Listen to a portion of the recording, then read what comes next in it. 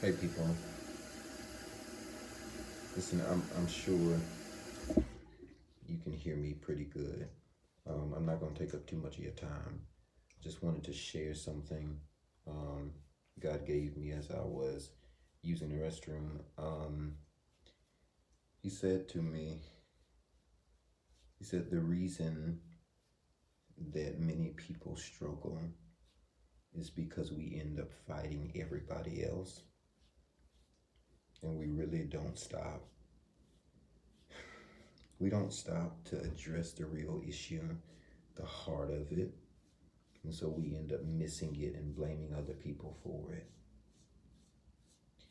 You you look for somebody else to blame for why the marriage didn't work because they cheated. Why you didn't get the promotion because she was sleeping with. Why the car is messed up because they hit you. He said, I want you, Jeremiah, today to not deal with anybody else. Today I want you to deal with you. I remember a few years back, I went through a divorce, and I was younger. I was 20, 21 when all of that happened. But I'm going to tell you something. It doesn't get any easier when you haven't healed from stuff that hurt you. Really, you just cover it up with a Band-Aid when it needs surgery. Well, I had come back to Huntsville. This is after I was arrested, after I done served some time in jail, after all that stuff on unrelated charges. But I was in a bad mental space. They had diagnosed me with schizoaffective disorder, depression, and a few other things that I agreed with. So I ended up seeing the effects of it because I agreed with it. Well, listen to me. One day, I had gotten so upset that it made me so sad that what I did was I stayed in bed, I think for about a week or so. No lie, I had stopped going to work and quit the little job. I was just floating. And I was sitting there praying, like, God, why did they have to do that? Why did she have to do this? Why did they have to hurt me the way that they did? I had been there for so many people who, God, they just weren't there for me, all of that stuff. I mean, you go down your list, you know the list that you go down the list every time somebody be like, what's wrong with you? You go down your list and you tell them, well, I done been there for this person and they ain't do what I needed them to do and I needed them bad.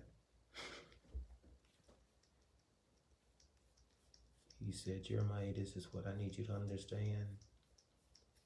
You're blaming the wrong people. Crime they didn't ever commit. Hereby you're holding them guilty for your own imprisonment.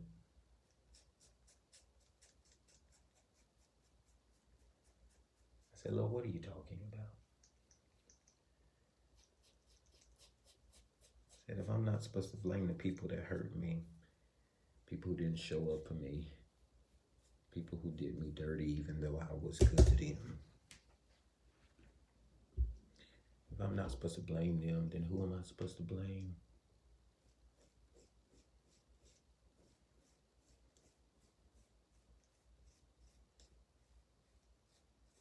Do I blame God because it didn't work out? You want me to blame the people? Do I blame you?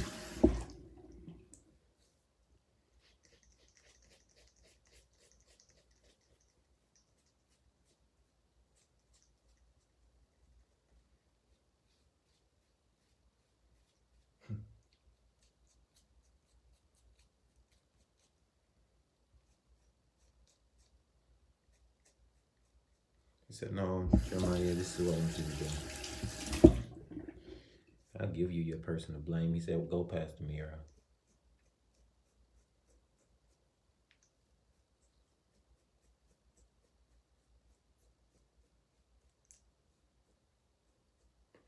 He said, walk past the mirror. I got up.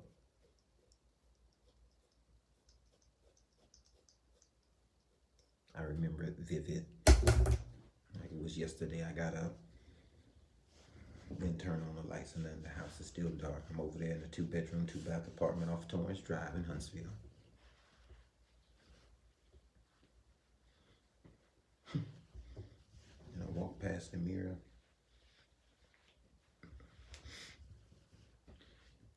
Inside of the bathroom, and I'm on the outside of the door. I said, what do you want me to see, God? I said, that man. I said, that one. That right there. That's who you blame. You can't blame nobody else. Nobody else showed up. Or nobody else see you, or whatever imagery is in your head. He said, that's who you blame. Blame you. At the end of the day, it's not about how people played you or your derivative of why they didn't show up or whatever happened. No. You blame you. Because I gave you warning signs. You blame you. Because I gave you initiatives and symbols. I spoke to you. So you can't blame anybody else for the stuff you put you through. Especially when I warned you. Said, Jeremiah, how you fall in love with a lie when I told you the truth?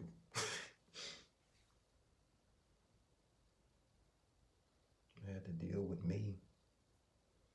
And so today I tell you for verifying text reason that the man named Legion in the region of Gadarenes that Jesus comes across, one of the worst storms in the Bible, tells it peace be still, because he had to get over on the other side to help a man and who was locked up by broken chains in a cave. He said, I needed to get over there because somebody was disturbed in their peace,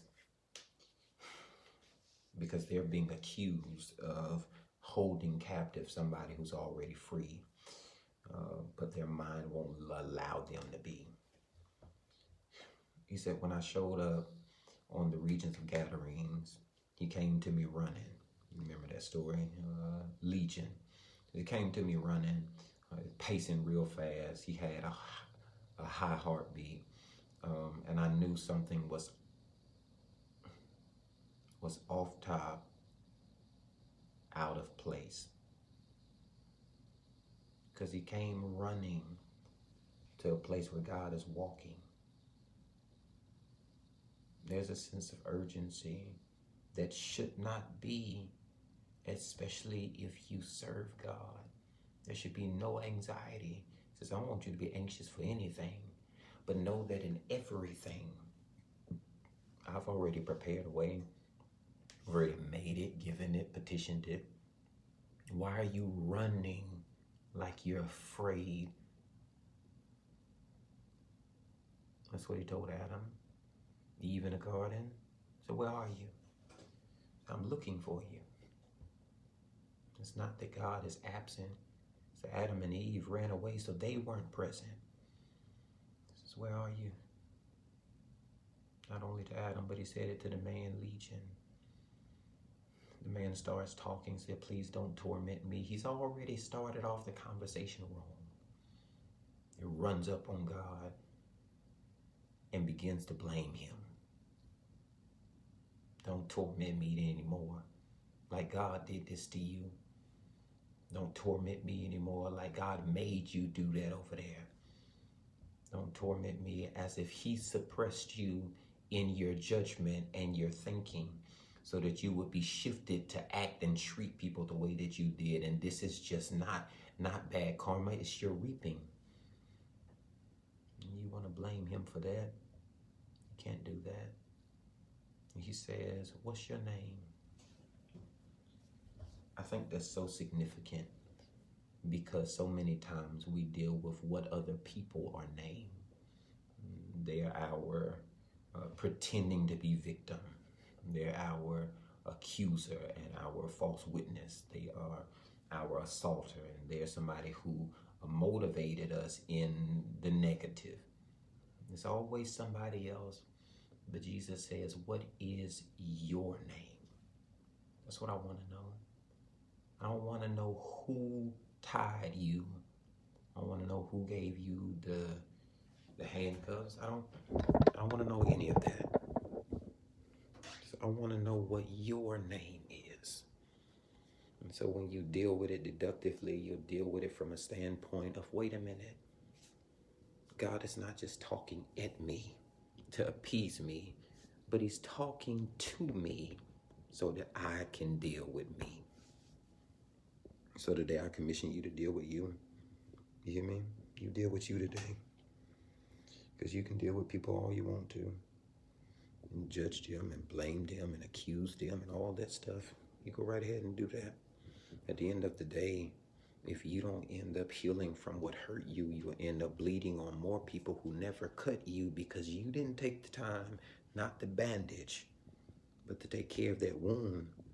So you become guilty of the offense that you're claiming that they offended you. He says, this is what I want you to do. Let's deal with you. The man did. Took Jesus his advice. Crazy, I know. He took his advice. At the end of the day, he sat down in his right mind, was able to talk to Jesus fluently, effectively, personally, because he sat down and dealt with himself, not with the people who was his enemies around him. And so I'm dealing with me today. Because sometimes, most of the time, all of the time, I'm my problem.